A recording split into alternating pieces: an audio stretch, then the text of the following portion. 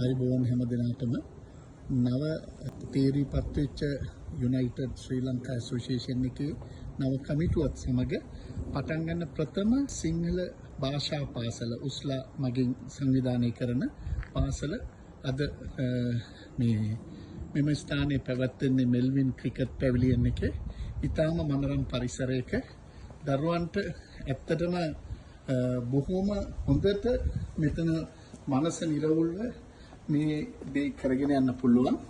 ඉතින් අපි උස්ලා එකෙන් හැමදාම හොඳ දෙයක් දෙන්න තමයි බලාපොරොත්තු වෙන්නේ. ඉතින් ඒක නිසා ඕගලන්ට පුළුවන් ඉක්මනට පන්තියට එන්න කියන එක දරුවන්ට දෙමව්පියන්ට බොහොම ආදරෙන් මතක් කරනවා. අද අපේ ගුරුතුමියත් ඇවිල්ලා ඉන්නවා. අපි දැන් ලෑස්ති වැඩේ පටන් ගන්න.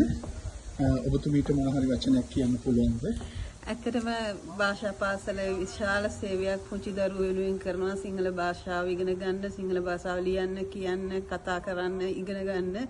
ඉතින් ඒ අවස්ථාව අපතේ අරින්න නැතුව පුළුවන් ඉක්මනට දරුවෝ එන්රෝල් කරලා ඒ අවස්ථාවෙන් ප්‍රයෝජන ගන්න කියලා සියලුම දෙමව්පියන්ගෙන් මම ඉල්ලා හිටිනවා.